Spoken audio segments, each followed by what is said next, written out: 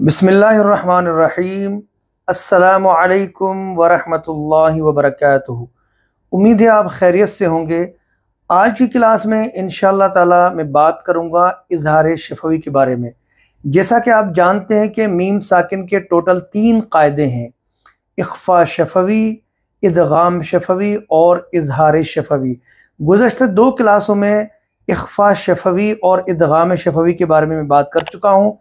अगर अब तक आपने वो 2 क्लासें नहीं देखी हैं तो आप YouTube चैनल पे जाएं, वो वीडियो मौजूद हैं और स्क्रीन पे भी आप देख सकते हैं, क्योंकि जब तक आप वो दोनों क्लासें नहीं देखेंगे उस वक्त तक आज की जो क्लास है, आज का जो मौजू है इज़हार शफवी के बारे में, वो समझना भी मुश्किल हो जाएगा।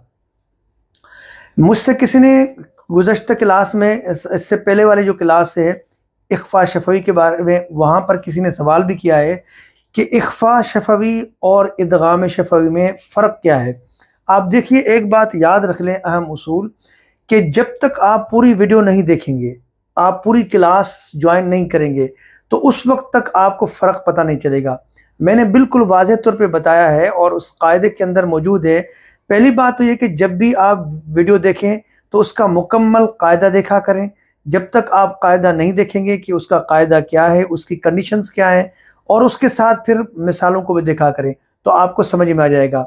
लेकिन आज की क्लास में ये बताऊंगा कि इन तीनों में फ़र्क क्या है, इख्फा शफवी और इदगाम शफवी में फ़र्क क्या है।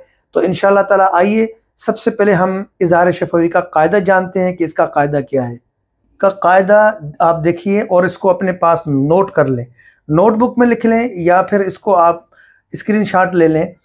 मीम साकिन के बाद अगर बा हर्फ और मीम हर्फ, इसके अलावा देखिए यहाँ पर लिखा है मीम साकिन के बाद अगर बा और मीम के अलावा बाकी कोई हर्फ भी आ जाए तो याद रखिएगा मीम साकिन में इजहार होगा।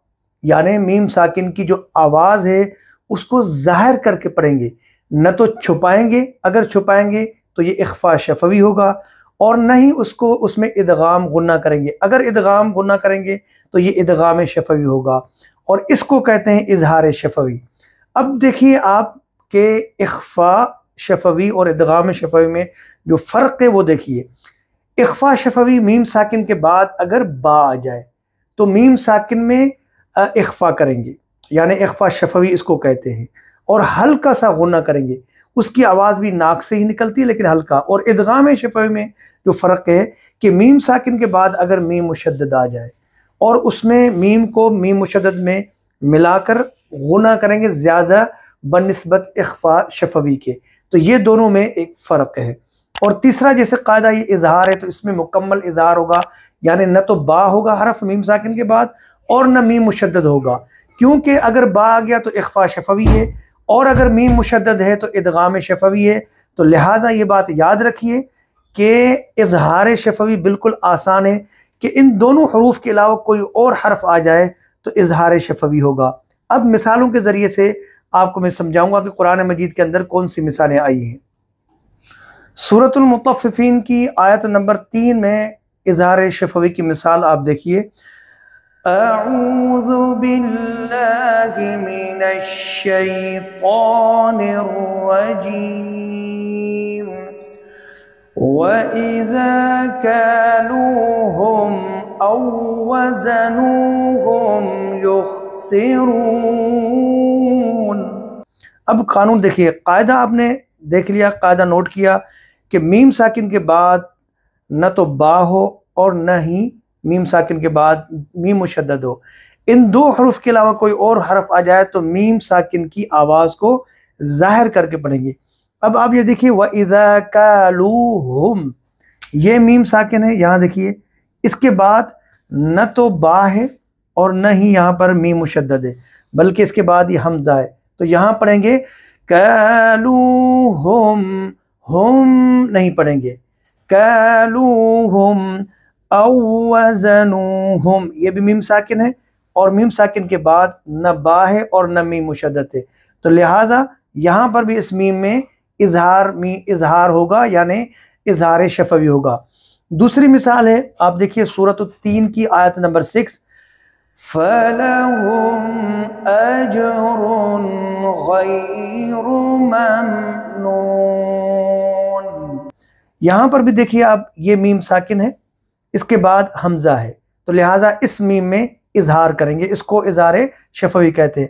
اور اسی طرح یہاں دیکھیے ممنون، یہاں میم ساکن کے بعد نون ہے، با بھی نہیں ہے اور میم مشدد بھی نہیں ہے، تو لہٰذا اس کو پڑھیں گے ممنون۔ ممنون پڑھنا غلط ہے۔ فَلَهُمْ أَجْرٌ غَيْرُ مَمْنُونٍ۔ اور تیسری مثال ہے سورۃ العلق کی آیت نمبر 4، أَلَمْ يَعْلَمْ بِأَنَّ اللَّهَ يَرَى۔ أَلَمْ يَعْلَمْ، علم میم ساکن کے بعد یا ہے تو لہٰذا اظہار شفوی، اور یہاں دیکھیے میم ساکن کے بعد با ہے تو آپ یاد رکھ لیجیے یہ ہے اخفا شفوی، یہاں پر اخفا کریں گے یعنی غنہ کریں گے۔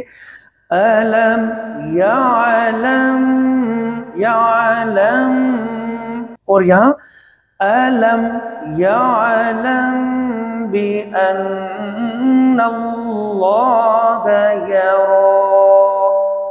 اسی طرح سورۃ الفیل بھی آپ دیکھیے، اس میں بھی تقریباً سارے میم اظہار شفوی کے ہیں، جیسے أَلَمْ تَرَ كَيْفَ فَعَلَ رَبُّكَ بِأَصْحَابِ الْفِيلِ۔ أَلَمْ تَرَ، میم ساکن کے بعد تا ہے تو لہٰذا اظہار ہوگا میم میں، جیسے أَلَمْ تَرَ، أَلَمْ تَرَ پڑھنا غلط ہوگا۔ أَلَمْ تَرَ كَيْفَ فَعَلَ رَبُّكَ بِأَصْحَابِ الْفِيلِ۔ أَلَمْ يَجْعَلْ كَيْدَهُمْ فِي تَضْلِيلٍ۔ أَلَمْ يَجْعَلْ كَيْدَهُمْ، دونوں اظہار میم اظہار اس میں شفوی ہوگا، کیونکہ دونوں جگہوں کے میم ساکن کے بعد نہ با ہے اور نہ میم مشدد ہے۔ أَلَمْ يَجْعَلْ كَيْدَهُمْ فِي تَضْلِيلٍ۔ آگے وَأَرْسَلَ عَلَيْهِمْ طَيْرًا أَبَابِيلَ۔ وَأَرْسَلَ عَلَيْهِمْ طَيْرًا أَبَابِيلَ تَرْمِيهِمْ بِحِجَارَةٍ مِّن سِجِّيلٍ۔ ترمیہم بے، یہاں میم ساکن کے بعد با ہے تو لہذا یہ اخفا شفوی ہے، یہاں غنہ ہوا۔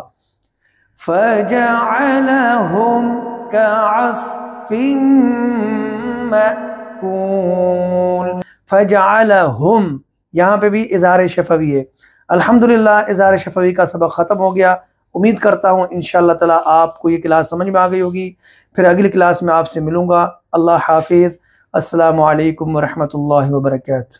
لرن قرآن وذ قاری عبد الجبار، دلکش تلاوت اور تجوید کے اصولوں کے ساتھ قرآن مجید کو سیکھنے کے لیے قاری عبد الجبار کے آفیشیل یوٹیوب چینل کو سبسکرائب کریں۔